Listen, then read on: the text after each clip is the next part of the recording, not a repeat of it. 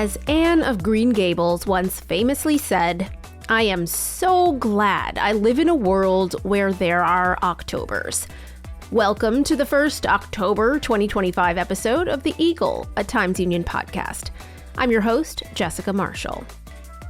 On this episode, we are going to talk about a huge story that's played out here over the last week.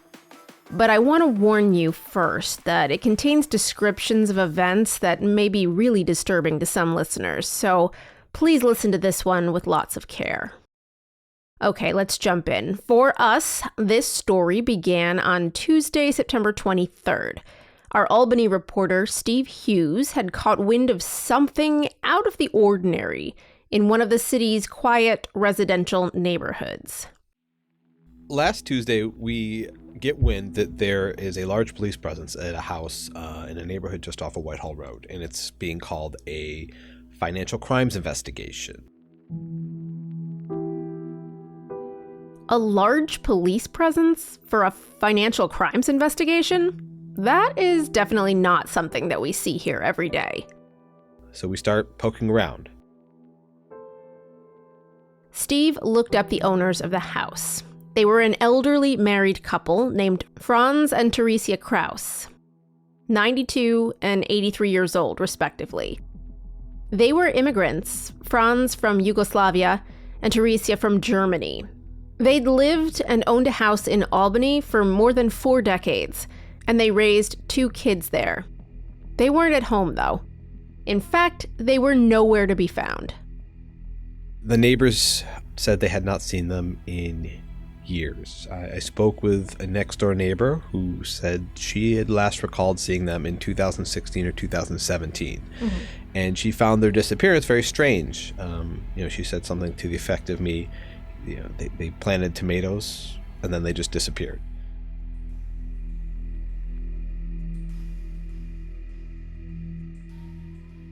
Neighbors said the couple went on regular walks around the block, but around 2017, they said they stopped seeing them.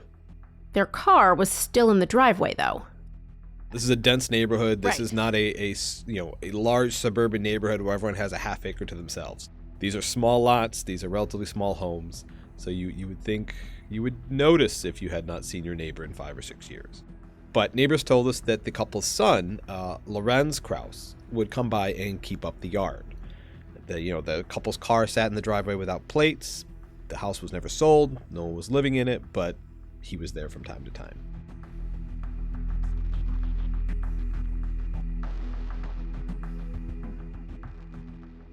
Now, I'd like to think that I would notice if my elderly neighbors that I saw out and about fairly regularly suddenly disappeared. But the truth is, honestly, I don't know if I would. I don't know them well, and we all lead busy, independent lives. We cannot judge Franz and Theresia Kraus's neighbors for not knowing what happened to them. And anyway, in this case, their son was still coming to the house. They'd never been reported missing. There were no obituaries in the paper. So they must be okay, right? There must be a good reason for their absence.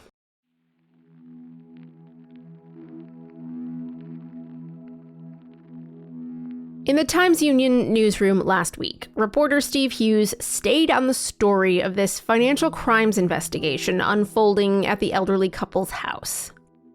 We start to develop information Tuesday into Wednesday that there's a bit more to this. We see cadaver dogs on scene. Okay, that takes it up to another level. And then they bring in a backhoe to the backyard. Now, and perhaps unless you're investigating an extremely large amount of money buried underground, I don't know why you would need an excavator if it's just a financial crimes investigation.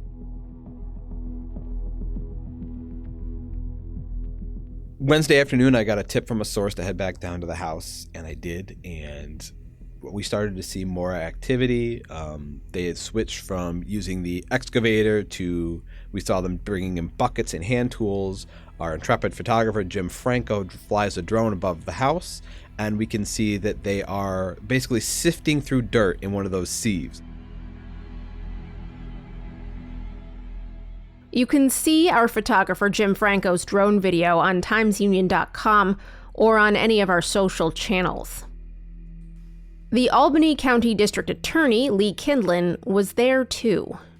That was the first question when I saw District Attorney Lee Kindlon. I walked up to him and on the side of the road and I said, "Hey Lee, are you going to find one body or two back there?" Half joking, but also serious. What are we looking at here? Right. And he at the time gave me the official line, "This is still a financial crimes investigation," but it very much looked like it was heading towards some sort of missing person, couple disappeared case. And we find out that the basis of the financial crimes investigation is that the Social Security Administration is involved, and they usually look at fraud, misuse of funds, that type of thing.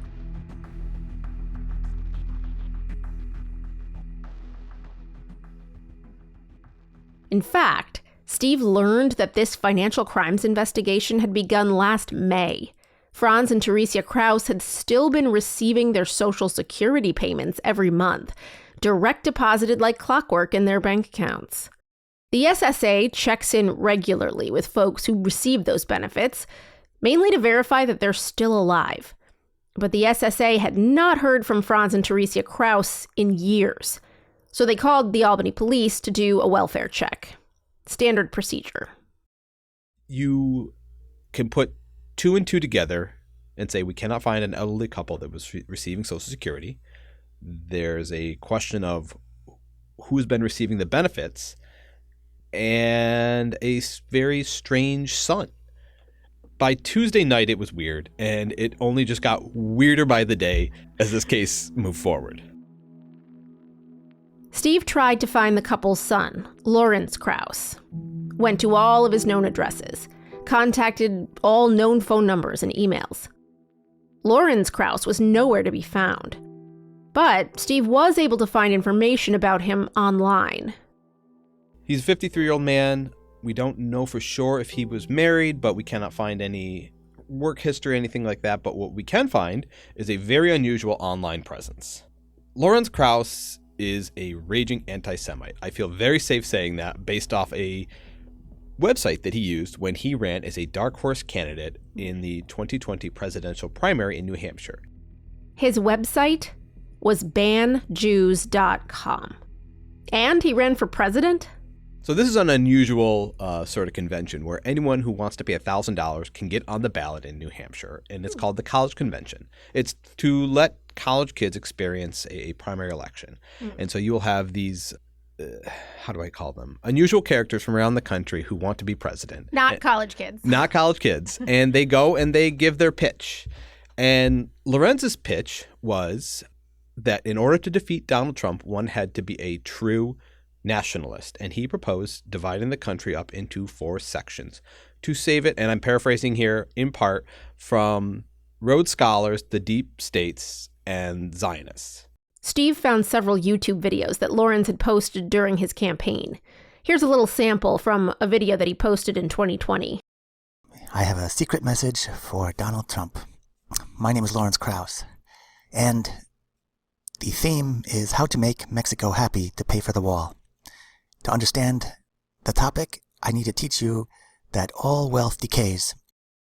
And as you dig deeper into his online presence, he was very much into cryptocurrencies, trying to very much change the way the world was. I spoke with a classmate of his when he got his MBA at RPI in 2009, and this person said that Lawrence Krause lacked some social skills. He was very awkward in conversation and had some very far out there libertarian ideas on how economics and government should work. One of the ideas that he was pursuing was this idea of a tax-free city, that people would live in this area and not pay taxes. I mentioned that we have basically a donor dictatorship, a government of, by, and for the donors. And the voting process is just for giving the people illusion that they have some power. And everybody pretty much knows that now. He wanted to change the world to fit his worldview and how he thought the world should operate. And you have to understand, Lawrence Krause's parents grew out of the remnants of World War II. His mother was born in 1942 and emigrated from Germany. His father was born in the 30s and lived in Yugoslavia and spent some time in I don't know if it was a concentration camp or a detention camp, but under the Soviets. Lorenz was raised, his big enemy was communism, which I think is reasonable to say that came from his parents, his experiences growing up. At this point, the story started blowing up on our website and on social media. People were clamoring to know the answers to two very big questions. Would police find the bodies of Franz and Theresia Kraus buried in their own backyard? And was their son a killer? Wednesday I believe it was around 4 o'clock, we get confirmation. They found one of the bodies. And we did not take the photos or shoot them, but around 9 o'clock, they brought out a body bag with a corpse in it. I can't say what the condition of that was, but they brought one out. And Thursday, they bring out another one. Police held a press conference the next day. Albany Police Chief Brendan Cox gave an update. We did uncover human remains of 2 people in the backyard of 6 Crestwood Court. I just want to be cautious about everything that we say at this moment. We are still in the process of identifying the identities of those 2 people. While we are confident that those are the remains of Franz and Theresia Kraus, we still need to do some work and confirm that's who that is. If you thought the earlier part of this week was eventful, Thursday afternoon was about to blow that out of the water.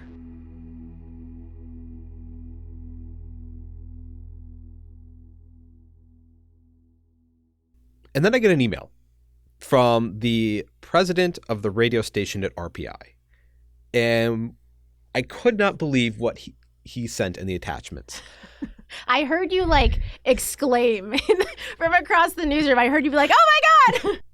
Lorenz Krauss had emailed a 2-page manifesto and a selfie to various news outlets. I guess I would call them broadcast news outlets since we did not receive one. But at the bottom was his email and a phone number.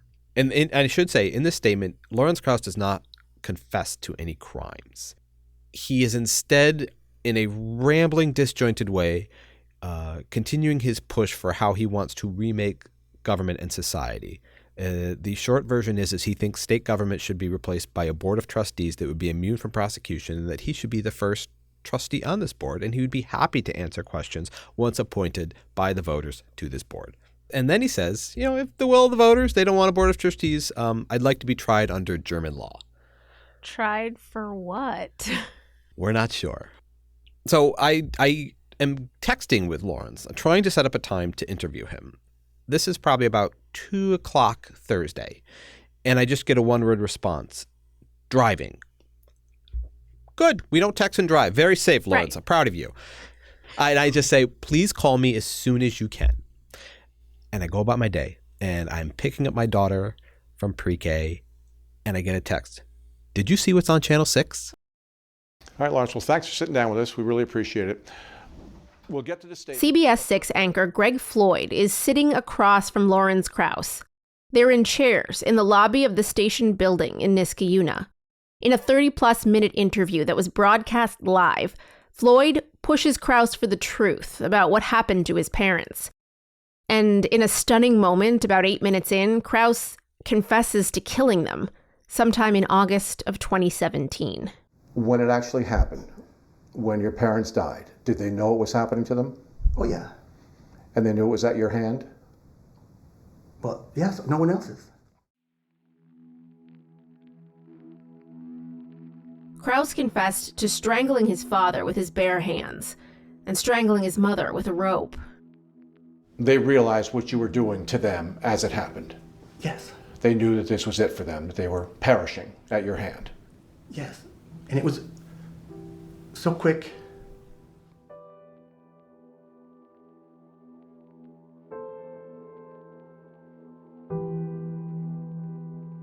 And I'll give Greg Floyd, the news anchor, was the one who conducted the interview, and I will give Greg a lot of credit because Lawrence didn't just immediately walk in and confess. He needed some prodding, but he very clearly wanted to go in that direction. He sort of described what happened, that his parents were aging. I believe his dad at the time would have been in his mid-80s, his mom maybe in her late 70s, and they were going through the normal parts of struggles that seniors tend to go through at that age. His dad had lost most of his vision due to cataract surgery. He was deaf, even though he had hearing aids. A couple months prior to their deaths, his mom had fallen while walking on Wolf Road and suffered probably some facial bruising.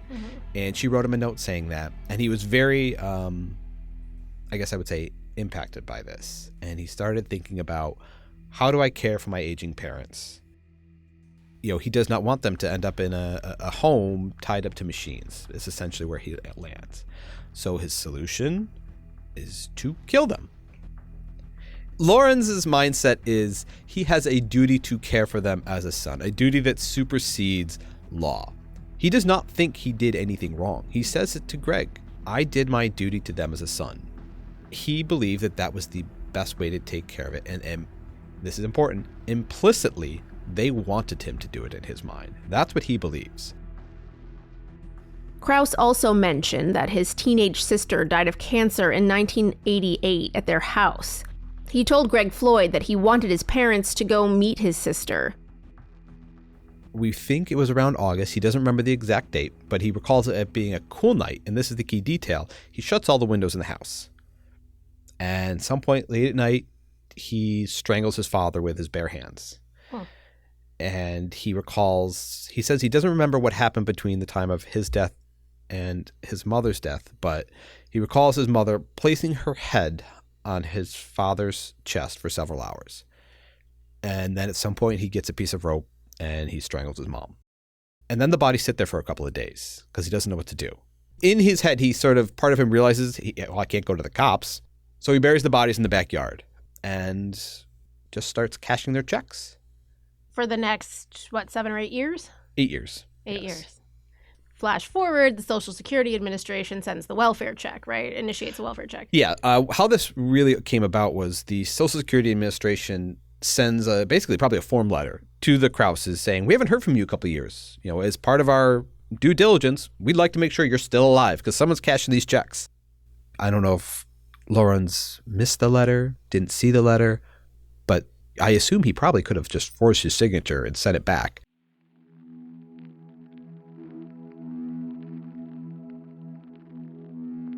Last week, Steve learned that a distant relative had reached out to the Albany police in February of 2020. They had not heard from Franz and Teresia in a long time, and they asked for a welfare check. In February of 2020, a distant relative reaches out to Albany police and asks for a welfare check. They hadn't heard from their elderly relatives in a while. I've not been able to figure out who this distant relative is, but the cop goes to the house, knocks on the door, no one answers, talks to a neighbor. Neighbor says, yes, I heard they moved to Germany. And that was the end of the welfare check. 5 years later, in May of this year, the Social Security Administration called the Albany police. They wanted a welfare check on Franz and Teresia Krause. So the Social Security Administration gets in trucks. This would have been in May. They call the city of Albany police and say, can you do a welfare check for us? We're trying to make sure this couple's alive. An investigator goes to the house and finds Lawrence. And I don't know exactly what he said. I haven't gotten the body cam footage, but the way Chief Cox put it was, he said it was very apparent that the elder Krauses were not there. So if this elder couple is not there and the money's still being direct deposited into the accounts, where are they? And this sort of kicks off this 4-month investigation that results in the shocking discovery of an elderly couple strangled by their son buried in their backyard.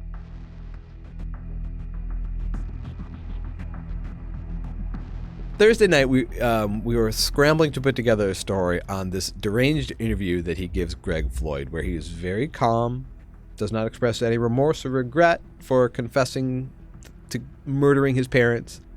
And after the interview, he walks out and he's arrested by the police in the station parking lot and taken into custody. Step on the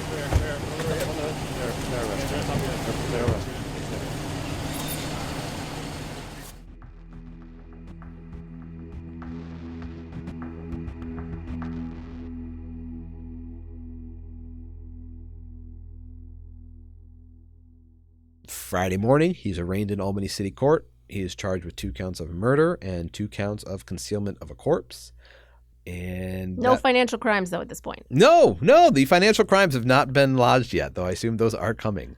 But that's where we are now. He's due back in court next week, and we'll see where he goes. You can read all of Steve's reporting on this story at timesunion.com, and you can see photos and videos of some of the things we discussed. And don't forget that you can check out all the latest news and features there as well, and also on our social channels. That's it for this week. We'll be back soon with more from inside the newsroom. The Eagle is a production of the Times-Union. It's produced and edited by myself, Jessica Marshall, with help from Erica Smith and the Times-Union digital team. Our music is Flyin' by Top Floor via Getty Images. Special thanks to Steve Hughes, H. Rose Schneider, and Patrick Tyne for their contributions to this episode. Do you have questions or comments about the Eagle or any of our podcasts here at the Times-Union?